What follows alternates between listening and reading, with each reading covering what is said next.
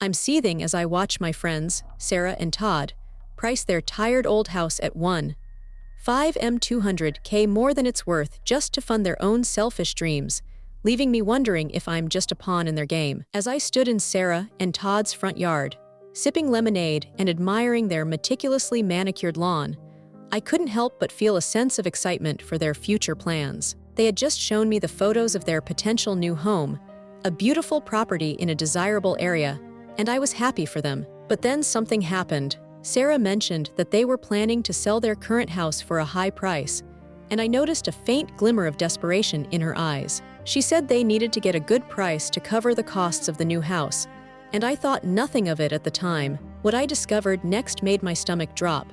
However, their asking price was significantly higher than similar homes in the area. I brushed it off as mere optimism, but a small part of me wondered if they were being realistic. As we chatted, I couldn't shake the feeling that something was off, but I pushed it aside, focusing on the positive aspects of their plans. After all, they were my friends, and I wanted to support them, but as I looked at their house, I couldn't help but notice the lack of upgrades and renovations, making their asking price seem even more unrealistic. As we sat in the real estate office conference room, discussing the details of their house sale, Sarah seemed enthusiastic and optimistic. She was chatting with the agent, going over the marketing strategy, and I was happy to see her so excited about their new venture. But then something happened. The agent mentioned a similar house in the area that had sold for 1 M, and Sarah's expression changed slightly. She leaned in, her voice taking on a slightly sharp tone, saying ours is worth more than that. We've done a lot of work on it. I thought nothing of it at the time, chalking it up to her being a proud homeowner. What I discovered next made my stomach drop. Though the work she was referring to was just some minor cosmetic changes, hardly justifying the inflated price tag. And this is where everything changed, as I began to realize that Sarah's expectations might be more unrealistic than I initially thought. As we stood in the empty living room of their potential new home, Sarah beamed with excitement, discussing the renovations they'd need to make. We'll need to replace the flooring, update the kitchen, and add an extra bedroom, she said, her eyes sparkling with vision. I thought nothing of it at the time, but she mentioned that their real estate agent had assured them they could sell their current house for a premium price. No problem. But then something happened. Sarah casually mentioned that they were counting on getting at least $3 million for their current house, which seemed a bit lofty to me. What I discovered next made my stomach drop, not because of the price itself, but because of the nonchalant way Sarah said it, as if it was a given. I pushed the feeling aside, attributing it to her usual optimism. After all, they had gotten a good deal on this new property, and I was happy for them. But as we continued to discuss the renovations, I couldn't shake off the feeling that something was off. As I sat across from Sarah at their kitchen table, sipping my coffee and listening to her lament about the lack of offers on their current house, my frustration simmered just below the surface. But then something happened. Sarah casually mentioned that they were consider the spike must feel earned one cold, specific, unexpected detail. The spike must feel earned one cold, specific, unexpected detail. Text ing pulling out of the deal on the new house if they couldn't get their asking price. That's when I realized something terrifying. They were willing to jeopardize their own dream of upgrading to a better area, all because of their unrealistic expectations. What I discovered next made my stomach drop. They had already mentally spent the money from the sale of their current house, and were now counting on that inflated price to make the new purchase work. And this is where everything changed. As I looked at Sarah, I noticed her toddler's abandoned juice box on the coffee table, still half full of warm apple juice, a stark reminder of the family's precarious financial situation. And this is where everything changed. As I looked at Sarah, I couldn't help but wonder, was I the problem? Was I being too harsh, too critical, or was Sarah's refusal to compromise a recipe for disaster? The late afternoon sunlight streaming through the window seemed to slow down, illuminating the tension between us, as I struggled to reconcile my concern for their financial well-being with my growing annoyance at their entitled attitude. As I sat at the real estate agent's desk, listening to Sarah's unrealistic expectations, my frustration simmered just below the surface. But then something happened. The agent, attempting to placate Sarah, mentioned that another house in the area, similar to theirs, had just been listed for 1.2 M. Sarah's eyes lit up, and she turned to me, saying, "See, Claire, we're not being unreasonable."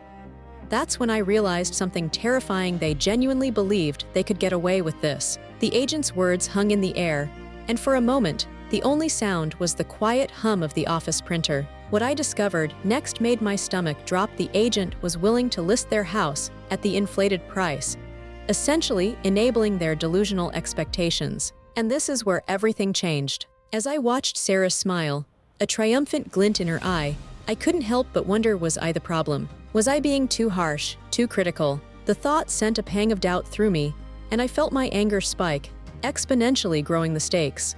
As I scrolled through online listings, my eyes widened in disgust at the outrageous prices some homes were fetching. But then something happened. I stumbled upon a recent sale in Sarah and Todd's neighborhood, a house eerily similar to theirs, sold for a whopping $200K less than their asking price. That's when I realized something terrifying. They were not only unrealistic, but they were also being misled by their agent. The agent's promise of a high sale price was nothing more than a desperate attempt to secure a commission. What I discovered next made my stomach drop. The same agent had a history of overpricing homes, leaving sellers stranded and desperate. And this is where everything changed. I questioned whether my frustration was justified, or if I was just being too sensitive. Was I the one being unreasonable, expecting Sarah and Todd to be more pragmatic? The thought sent a searing pain through my mind, as I realized that our friendship was on the line, and I was the only one who seemed to care about being realistic. I stood in the hallway, phone pressed to my ear, as Todd's family offered to loan them several $100,000. No strings attached, no repayment expected until Sarah started working again. But Sarah's voice on the other end of the line was resolute. "We can't take that, it's not right." I felt my frustration boil over, but then something happened. Sarah's words slowed, and she said, "We're willing to risk losing the new house, rather than compromise on the price of our current one." That's when I realized something terrifying. They were willing to give up their dream home, and potentially damage our friendship, all because of their unrealistic expectations. What I discovered next made my stomach drop. Todd's family had already told them that if they didn't sell their house for an exorbitant amount, they would have to renege on the offer for the new house. And this is where everything changed. I was forced to confront the possibility that my own expectations, my own desire for them to be realistic, might be the very thing that was driving us apart. Was I the one being unreasonable, or were they just being blindly optimistic? The question hung in the air as I struggled to come to terms with the escalating stakes and the pain that came with watching our friendship teeter on the brink of collapse. I slumped against my bed frame, exhausted from the night shift, as I thought about Sarah and Todd's situation. But then something happened. I received a text from Sarah, complaining about the lack of offers on their house. That's when I realized something terrifying. They were still convinced they could get their unrealistic asking price. What I discovered next made my stomach drop. They were considering taking out a private loan to cover the renovations, despite having no income to support it. And this is where everything changed. I saw the truth behind their actions, a desperate attempt to maintain their luxurious lifestyle. As I reflected on our conversation, a memory echo callback hit me. I have these friends, Sarah and Todd, the same friends who were now willing to risk everything for a dream house. I thought about my own life, working tirelessly to make ends meet, and it hit me: you can't have it all without being willing to lose something in return. In a world where everyone's struggling to make ends meet, is it selfish to prioritize your own financial security over helping those in need?